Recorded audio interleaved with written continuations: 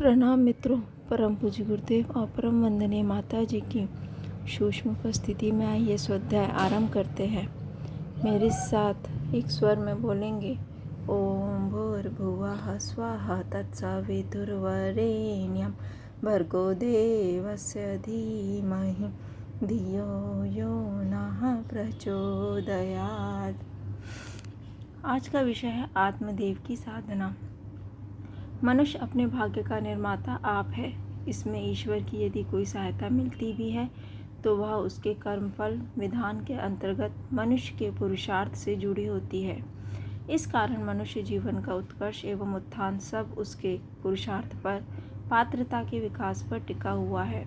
परम पूज्य गुरुदेव ने उपासना, साधना एवं आराधना के रूप में जीवन साधना का जो मार्ग सुझाया, इसमें आत्मदेव की साधना, जीवन देवता की साधना को सर्वोपरि माना व इसे नकद धर्म कहकर संबोधित किया, क्योंकि उसके फल एवं सत्परिणाम हाथों हाथ तत्काल ही देखे जा सकते हैं।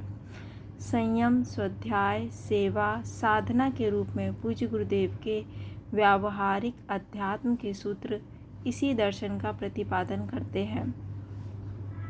स्वामी विवेकानंद भी पहले स्वयं पर विश्वास पर बल देते रहे, फिर ईश्वर पर बिना स्वयं पर विश्वास किए। ईश्वर पर विश्वास अधिक फलीभूत एवं प्रभावी नहीं होता।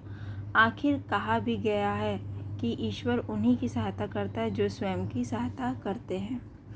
आत्मदेव की साधना व्यक्तित्व के निर्माण एवं पात्रता के विकास से जुड़ी हुई है, जिसका पहला चरण अपनी स्थिति का बोध है।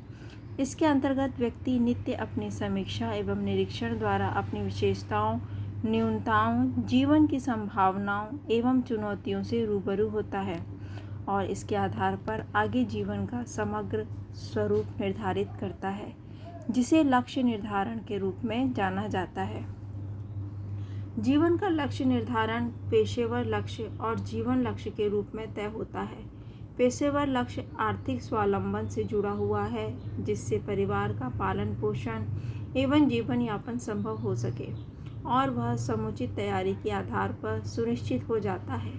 पूरा शिक्षा तंत्र इसी के लिए बना हुआ है। इसके साथ जीवन लक्ष्य समूचे जीवन की व्यापकता को लिए हुए है, जो अपने जीवन के आंतरिक रुझान, स्वभाव एवं रुचि के अनुरूप समाज सेवा के विभिन्न रूपों में परिभाषित होता है। अपने कैरियर की सुनिश्चित होने के बाद फिर जीवन लक्ष्य पर नित्य कुछ समय निकालते हुए काम किया जा सकता है। दोनों यदि एक हो जाए तो वह सोने पर सुहागा की स्थिति मानी जाएगी। हालांकि इस आदर्श स्थिति को विरले सौभाग्यशाली ही उपलब्ध कर पाते हैं। लक्ष्य निर्धारण के साथ फिर नित्य आधार पर इन्हें प्राप्त करने का कार्य आगे बढ़ता है। दैनिक लक्ष्यों को मूर्त रूप देने के लिए समय प्रबंधन की आवश्यकता पड़ती है, जिसमें दिन के एक एक पल को सुनियोजित करते हुए कार्य को अंजाम दिया जाता है। समय प्रबंधन में 4 खंड आते हैं। पहले में दैनंदिन कर्तव्य, समय सीमा युक्त कार्य, आपात स्थिति आदि आते हैं, जिन्हें किसी भी रूप में पूरा करना होता है। दिन का अधिकांश समय इनमें नियोजित करना होता है। दूसरा खंड दीर्घकाल के लिए उपयोगी कर्तव्यों से जुड़ा हुआ होता है, जिनमें प्राय चूक होती देखी जाती है।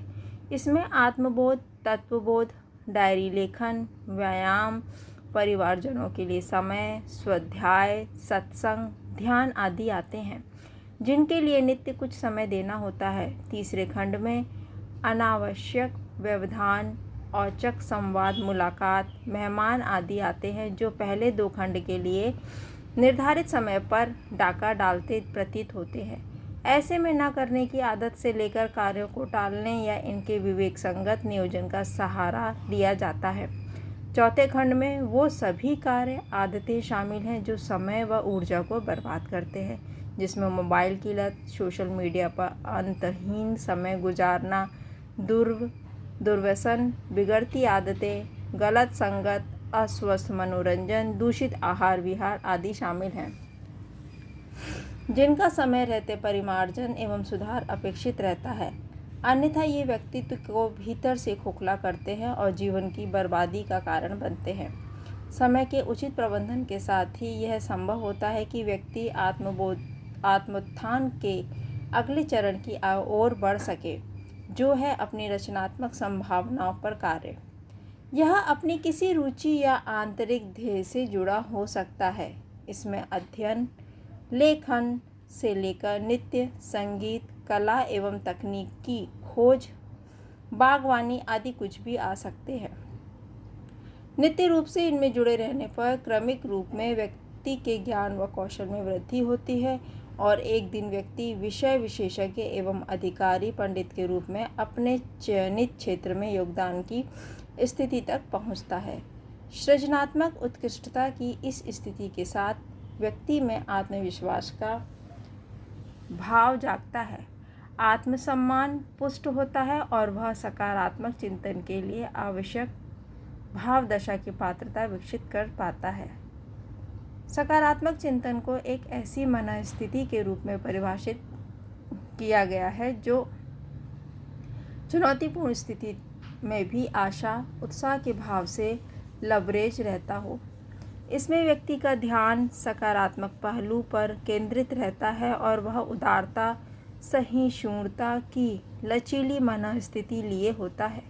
व्यक्ति सही निर्णय लेने की संतुलित स्थिति में होता है और धैर्य व समझदारी से काम लेता है। यह एक भावनात्मक संतुलन एवं भाव प्रवणता की स्थिति को भी दर्शाता है, जिसमें व्यक्ति हीनता, कुंठा व ईर्ष्या, द्वेष जैसे नकारात्मक भावों से ऊपर उठकर निर्णय लेता है और अपने उच्चतर ध्येय की ओर अग्रसर होता है। इसके साथ भावनात्मक बुद्धिमत्ता का विकास सुनिश्चित होता है। स्वयं व दूसरों की भावनाओं की समझ, परस्पर समायोजन एवं सामंजस्य की स्थिति के साथ व्यक्ति का अंतर्व्यक्तित्व कौशल विकसित होता है। संवेदी श्रवण के आधार पर विश्वसनीयता एवं प्रामाणिकता में वृद्धि होती है और व्यक्ति समूह व समाज में सम्मान का अधिकारी बनता है। समूह के नेतृत्व की क्षमता भी इसकी स्वाभाविक परिणति रहती है। इसके साथ आध्यात्मिक विकास महत्वपूर्ण है, जिसे नज़रअंदाज नहीं किया जा सकता। आज आध्यात्मिक आवश्यकता वैज्ञानिक रूप से पुष्ट तथ्य है। अस्तित्व के गहनतम प्रश्नों के उत्तर अध्यात्म में ही निहित है। जीवन मृत्यु के पार अस्तित्व का शाश्वत दर्शन इसी के गर्भ से प्रस्फुटित होता है। जीवन के सकल प्रश्नों के समाधान इसी के आधार पर संभव होते हैं। जीव जगत और ईश्वर के बीच के अर्थपूर्ण संबंध इसी के इर्द गिर्द स्पष्ट होते हैं और जीवन तमाम विरोधाभासों के बीच एक सुमधुर तराना बनकर उभरता है। निसंदेह रूप में इन सब का आधार स्वस्थ शरीर एवं निरोगी काया रहते हैं, जिसके लिए हर व्यक्ति को नियमित रूप से सचेष्ट प्रयासरत रहना चाहिए। सार रूप में आत्मचिंतन, आत्मसुधार, आत्मनिर्माण और आत्मविकास की सीढ़ियों पर चढ़ते हुए जीवन के हर क्षेत्र को परिमार्जित, परिशोधित एवं संवर्धित करते हुए पात्रता के विकास के साथ आत्मोत्कर्ष एवं उत्थान का मार्ग प्रशस्त होता है। आत्मदेव की साधना के साथ उपासना की सार्थकता और सेवा आराधना का महत्व हृदयंगम होता है। ये सब मिलकर सुदुर्लभ मनुष्य जीवन की धन्यता के भाव को घनीभूत करते हैं और इस प्रकार बहुमूल्य मानव जीवन का उद्देश्य पूर्ण होता हुआ प्रतीत होता है। धन्यवाद मित्रों। ओम देहु शांति, अंतरिक्षगम शांति, पृथ्वी शांतिरापः शांतिरोषधयः शांति, वनस्पतयः शांतिर्विश्वे देवाः शांतिर्ब्रह्म शांति, सर्वगम शांति शांतिरेव शांतिः सामा शांतिरेधि। ओम शांति शांति शांति, सर्वारिष्ट सुशांतिर्भवतु।